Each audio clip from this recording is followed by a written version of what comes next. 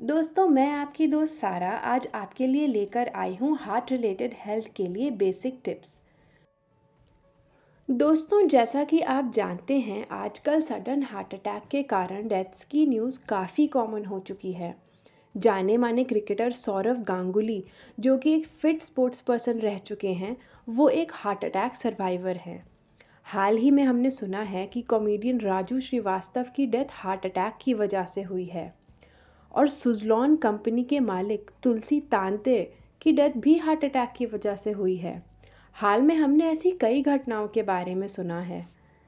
दिल की बीमारियां कई बार हमारी फैमिली में चलती हैं और कई बार ये हमारी अनहेल्दी लाइफस्टाइल से रिलेटेड होती है।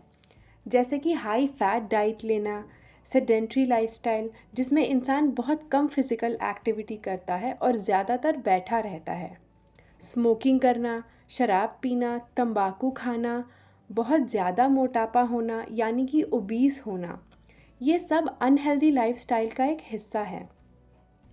नॉर्थ इंडिया में मर्दों की हार्ट अटैक की वजह से हॉस्पिटलाइज होने की औसत उम्र है 57 साल यानी कि 57 ईयर्स। मर्दों को दिल की बीमारियों के चांसेस औरतों के मुकाबले दोगुने होते हैं, यानी दिल की बीमारियां मर्दों को औरतों से ज़्यादा होती हैं। लेकिन दोनों के लिए ही दिल की बीमारियों के खतरे उम्र के साथ साथ बढ़ते जाते हैं। दिल की बीमारी के 3 मेजर रिस्क फैक्टर्स होते हैं। पहला, हाइपरटेंशन। हाइपरटेंशन यानी हाई ब्लड प्रेशर।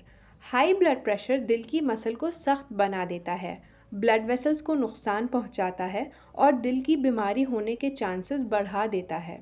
स्क्रीन पर लगा चार्ट हमें ब्लड प्रेशर की रेंज बता रहा है। अगर आपका ब्लड प्रेशर 130/80 mmHg से ज़्यादा आता है तो आपको हाइपरटेंशन हो सकता है। एक्सपर्ट्स की सलाह है कि एक हेल्दी इंसान को 35 से 40 साल की उम्र के बाद ब्लड प्रेशर का टेस्ट हर साल करवाना चाहिए। दूसरा फैक्टर है हाई कोलेस्ट्रॉल। अगर हमारा कोलेस्ट्रॉल नॉर्मल रेंज से ज़्यादा होता है तो ये एक्स्ट्रा कोलेस्ट्रॉल हमारी आर्टरीज़ में जाकर जम जाता है। इसकी वजह से खून के गुज़रने का रास्ता पतला हो जाता है, जिससे हमारे दिल में खून की कम मात्रा जा पाती है, यानी कि हमारा ब्लड फ्लो डिक्रीज़ हो जाता है, जिससे हमारे दिल और अदर इम्पॉर्टेंट ऑर्गन्स को नुकसान पहुंचता है। स्क्रीन पे लगा चार्ट हमें कोलेस्ट्रॉल लेवल के गाइडलाइंस बताता है। दोस्तों, अगर आपका टोटल कोलेस्ट्रॉल 200 से ऊपर आता है तो आपको हाई कोलेस्ट्रॉल हो सकता है। कई लोग ये मानते हैं कि एक मोटे इंसान को ही हाई कोलेस्ट्रॉल होगा, अगर हम खुद पतले हैं तो हमें इसकी चिंता करने की ज़रूरत नहीं है।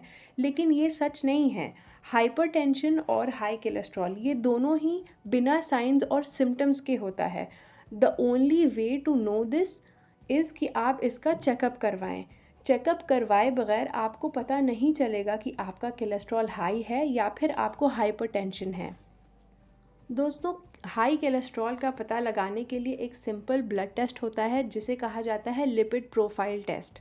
एक्सपर्ट्स की सलाह ये है कि अगर आप एक हेल्दी इंसान हैं तो मर्दों को 35 साल की उम्र के बाद हर 1 या 2 साल पर लिपिड प्रोफाइल टेस्ट करवाना चाहिए। अगर आप एक हेल्दी महिला हैं तो आपको 45 साल के बाद लिपिड प्रोफाइल टेस्ट हर 1 या 2 साल पे करवाना चाहिए। लास्ट फैक्टर है डायबिटीज़ मेलिटस, जिसे हम शुगर होना कहते हैं। खून में नॉर्मल से ज़्यादा शुगर लेवल ओवर टाइम हमारे ब्लड वेसल्स को डैमेज कर देता है। एक डायबिटिक इंसान को दिल की बीमारी होने के चांसेस एक नॉन डायबिटिक इंसान से दोगुनी हो जाती है। स्क्रीन पर लगा डायबिटीज़ कंट्रोल चार्ट हमें एक्सीलेंट, गुड या पुअर की रेंज बताता है। डायबिटीज़ टेस्ट करने के लिए एक सिंपल ब्लड टेस्ट होता है जिसे HbA1c कहा जाता है। इस टेस्ट में आपका वैल्यू 6.5% से हाई आता है तो इसका मतलब है कि आपको डायबिटीज़ हो सकता है।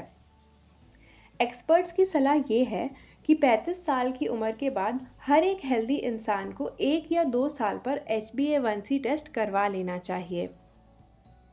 दोस्तों, ये सारी बातें आपको बताने का मकसद ये था कि आप या आपकी फैमिली में इस एज में अगर कोई भी है तो वो सावधान रहें और प्रिवेंटिव चेकअप्स करवाएं। किसी के भी टेस्ट्स के रिज़ल्ट नॉर्मल रेंज से बाहर आते हैं तो आप ज़रूर किसी ना किसी डॉक्टर से कंसल्ट करें और डॉक्टर के अनुसार प्रिवेंटिव मेडिकेशन स्टार्ट करें। दोस्तों, हमारे कल्चर में कई लोग प्रिवेंटिव चेकअप्स या मेडिसिन की आवश्यकता को अभी तक नहीं समझते हैं। अक्सर लोग बीमार होने के बाद ही अस्पताल जाते हैं, लेकिन कभी कभी heart attack silent heart attack होता है। वो बिना किसी साइंस या सिम्टम्स के आ जाता है। इससे बचने के लिए ये ज़रूरी है कि अगर आप वल्नरेबल एज ग्रुप में हैं तो अपना प्रिवेंटिव चेकअप ज़रूर करवाएं, या अगर आपके डॉक्टर ने आपको प्रिवेंटिव चेकअप या प्रिवेंटिव मेडिसिन रेकमेंड की है तो आप उसे ज़रूर फॉलो करें।